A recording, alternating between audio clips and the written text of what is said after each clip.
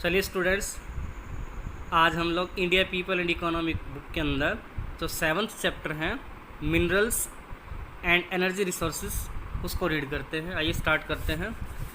India is endowed with a rich variety of mineral resources due to its varied geological structure. Bharat अपनी जो varied geological structure है या विविधतापूर्ण जो उसकी भौगोलिक संरचना है, भूगर्भिक संरचना है, इसके कारण विविध प्रकार के जो खनिज हैं उनसे संपन्न है। Bulk of the valuable minerals are products of pre Palaeozoic age. अब इसके बारे में बताया है, भारी मात्रा में जो बहुमूल्य खनिज पदार्थ हैं वो प्री पैलियोजोइक एज में पैदा हुए हैं या उनका निर्माण हुआ है। And are mainly associated with metamorphic and igneous rocks of the peninsular India. और मुख्यतः पेनिनसुलर इंडिया की आग्नेय तथा कायांतरित चट्टानों से ये क्या है, संबंधित है। The vast alluvial plain tracts of North India is devoid of mineral of economic use. किंतु उत्तर भारत के जो विशाल जो जलोढ़ मैदान उनके बारे में बताया है, ये जो भूभाग है आर्थिक उपयोग के जो खनिज हैं उनसे विहीन है, यानी कि इन क्षेत्रों के अंदर जो इकोनॉमिक इम्पोर्टेंस के जो मिनरल वो नहीं पाए जाते। कहाँ? एक तो एलुवियल प्लेन्स के अंदर, नॉर्थ इंडिया के अंदर। The mineral resources are provide the country with the necessary base for industrial development. अब इनके बारे में बताया है कि किसी भी देश के खनिज संसाधन उसके इंडस्ट्रियल डेवलपमेंट के लिए, उसके औद्योगिक विकास के लिए एक आवश्यक जो आधार है वो प्रोवाइड करते हैं। आवश्यक जो आधार है वो प्रदान करते हैं क्या? मिनरल। यानी कि किसी कंट्री के अंदर मिनरल्स की अगर भरपूर मात्रा पाई जाती है तो निश्चित है कि उस कंट्री के अंदर इकोनॉमिक डेवलपमेंट बेटर होगा या ज़्यादा होगा। आगे देखिए, इन दिस चैप्टर, इस चैप्टर में we shall discuss the availability of various types of minerals and energy resources in the country. हम देश में जो विभिन्न प्रकार के जो खनिज हैं, ऊर्जा के संसाधन हैं, उनकी उपलब्धता के बारे में पढ़ेंगे। चलिए आगे देखते हैं कि मिनरल की जो डेफिनेशन बताइए वो क्या है। A mineral is a natural substance of organic और inorganic origin with definite chemical and physical properties. अब क्या बताया, मिनरल है क्या वास्तविक रूप में? एक खनिज क्या है? निश्चित रासायनिक और भौतिक जो उसकी विशेषताएं हैं उनके साथ जो कार्बनिक और अकार्बनिक उत्पत्ति का एक क्या है, फिजिकल प्रॉपर्टीज़, केमिकल प्रॉपर्टीज़ या नेचुरल सब्सटेंस है जिसकी उत्पत्ति कैसे मानी गई है, ऑर्गेनिक और इनऑर्गेनिक हो सकती है। आइए आगे देखते हैं टाइप्स ऑफ मिनरल रिसोर्सेज कि जो खनिज संसाधन है उसके टाइप्स कौन कौन से हैं, प्रकार कौन कौन से हैं। On the basis of chemical and physical properties, इसकी जो रासायनिक और जो भौतिक विशेषता है उसके आधार पर मिनरल्स में भी ग्रुप्ड अंडर 2 मेन कैटेगरीज। अब मिनरल्स को 2 श्रेणियों के अंदर, मुख्य श्रेणियों के अंदर कौन कौन सी, मेटेलिक और नॉन मेटेलिक के अंदर बांटा गया है। विच में फर्दर भी क्लासिफाइड एज फॉलोज। उनको फिर आगे वर्गीकृत किया गया है इस प्रकार से। मेटेलिक और नॉन मेटेलिक जो मिनरल हैं उनको भी क्या किया गया है, उनकी भी उप शाखाएँ बनाई गई हैं, उनका भी सब कैटेगराइज किया गया उनको भी। आइए देखते हैं कौन कौन से हैं। सबसे पहले मिनरल्स कौन कौन से बताए हैं, metallic minerals, non metallic minerals. अब एग्जांपल देखिए इनके मेटेलिक मिनरल्स के, फेरस और नॉन फेरस। अब ferrous which contains iron content, जबकि नॉन फेरस में विच कंटेंस नॉन आयरन। अब देखिए आगे देखिए नॉन मेटेलिक मिनरल्स, इसकी भी 2 कैटेगरी बनाई है। फ्यूल मिनरल्स कौन कौन से आ जाते हैं इसके अंदर, coal, petroleum, natural gas. Other non metallic जैसे मीका है, लाइमस्टोन है, graphite etcetera.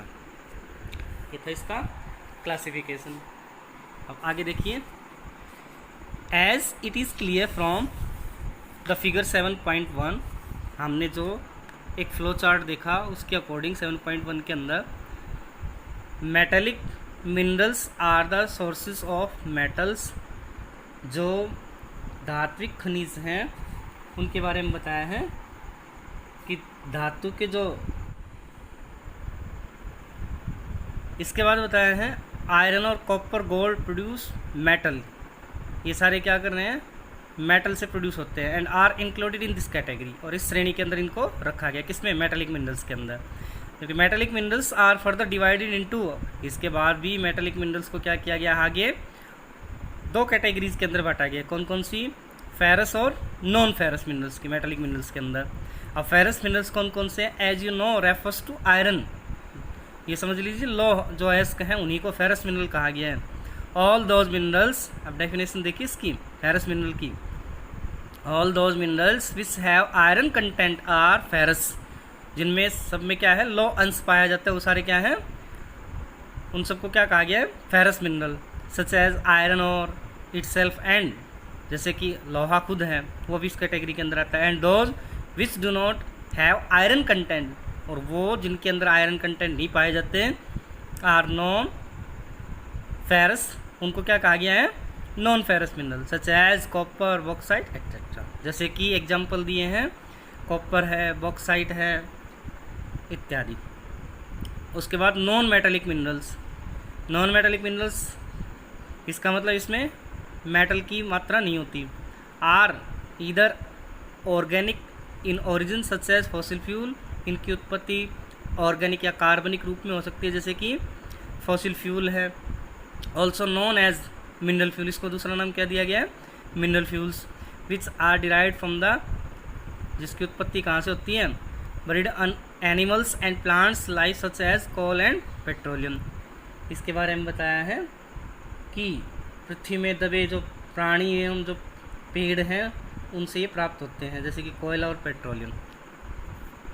Other types of non metallic minerals are inorganic in origin such as mica, limestone and graphite, जबकि अन्य प्रकार के जो अधात्विक खनिज हैं उनकी उत्पत्ति अकार्बनिक होती है, यानी कि इनऑर्गेनिक फॉर्म के अंदर उनकी उत्पत्ति होती है, जैसे कि मिका है, लाइमस्टोन है, ग्रेफाइट है एट्सेट्रा। नेक्स्ट पैराग्राफ में देखिए, मिनरल्स हैव सर्टेन कैरेक्टरिस्टिक्स, अब ये जो खनिज हैं इनकी कुछ निश्चित विशेषताएं होती हैं। These are unevenly distributed over space, अब इसके बारे में बताया है, ये अलग अलग क्षेत्र में असमान रूप से फैले हुए हैं। There is inverse relationship in quality and quantity of minerals, देखिए क्या बताया है, इनकी क्वांटिटी और क्वालिटी में निश्चित रूप से क्या होता है, एक प्रतिलोमी संबंध, उल्टा संबंध पाया जाता है। यानी कि अगर क्वांटिटी ज़्यादा है तो निश्चित रूप से उसकी क्वालिटी कम होगी, अगर क्वालिटी ज़्यादा है तो उसके अंदर क्वालिटी अच्छी है तो उसकी क्वांटिटी कम होगी उस मिनरल की। इस वजह से क्या है कि इनवर्स उनके अंदर रिलेशनशिप पाई जाती है, उल्टा संबंध पाया जाता है। देखिए आगे बताया भी है, for example good quality minerals are less in quantity, अच्छी क्वालिटी के जो मिनरल हैं संख्या के अंदर कैसे हैं, कम है, as compare to low quality minerals, जब हम कंपेयर करके देखते किसके साथ, लो क्वालिटी मिनरल्स के साथ। The third main characteristics is that, तीसरी मुख्य जो विशेषता है इनकी, एक तो देखो क्या बताया था, अनइवनली डिस्ट्रीब्यूटेड है, दूसरा इनवर्स रिलेशनशिप है, तीसरी जो फीचर वो और देख लेते हैं, that all minerals are exhaustible over time, कि जितने भी जो मिनरल हैं वो समय के साथ क्या हो जाते हैं, समाप्त हो जाते हैं, एग्जॉस्टिबल हैं, यानी कि समय के साथ ये समाप्त हो जाते हैं।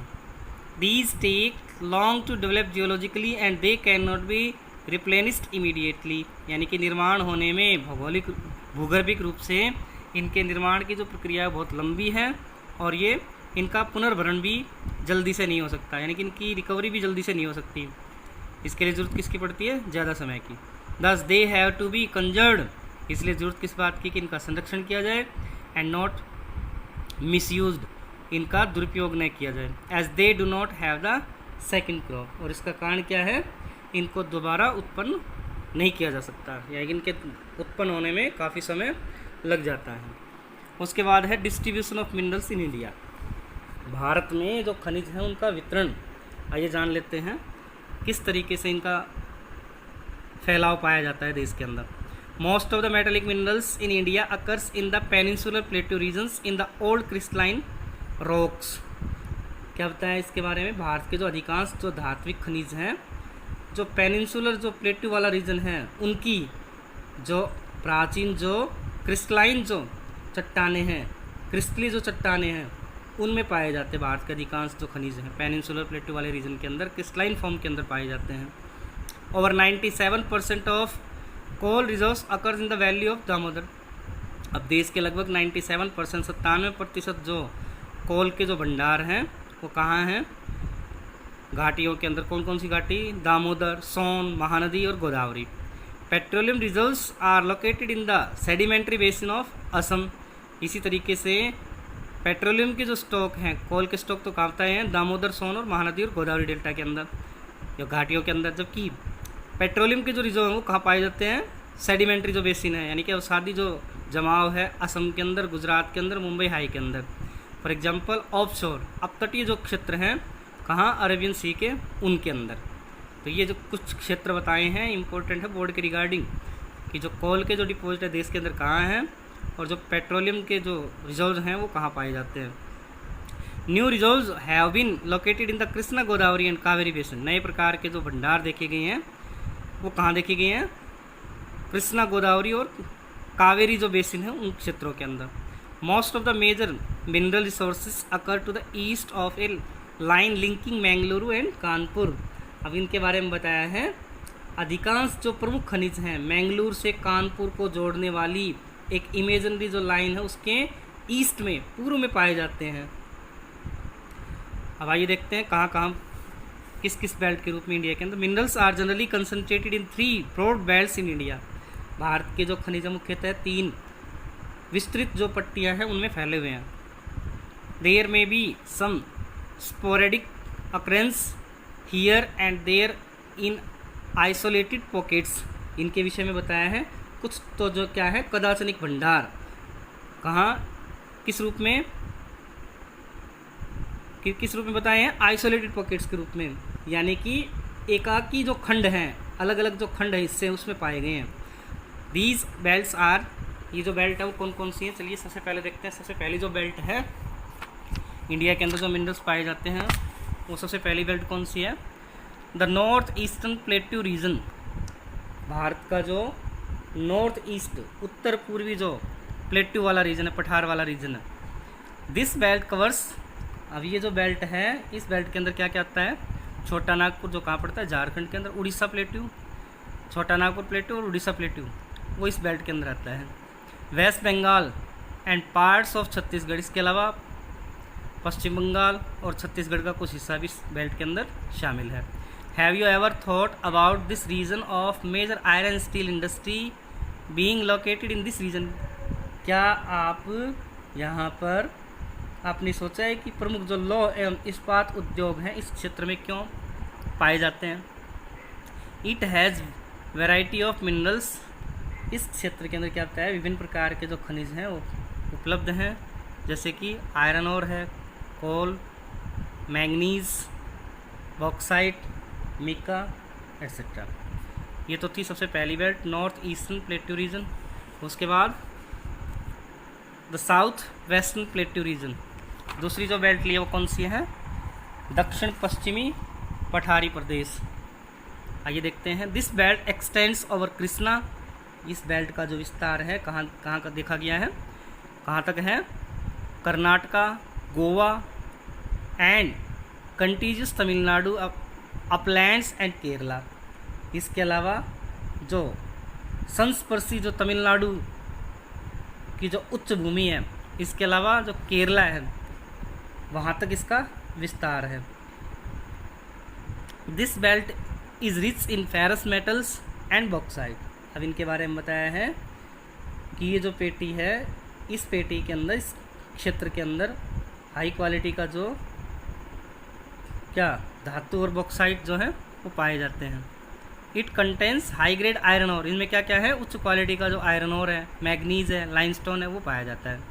This belt packs in coal deposits except Neyveli lignite. किंतु क्या बताया है? लिग्नाइट क्षेत्र को छोड़ दिया जाए तो इस क्षेत्र में कोयले के जो भंडार हैं उनका अभाव है। This belt does not have as diversified mineral deposits as the north eastern belt. इस बेल्ट के बारे में और क्या बताया है?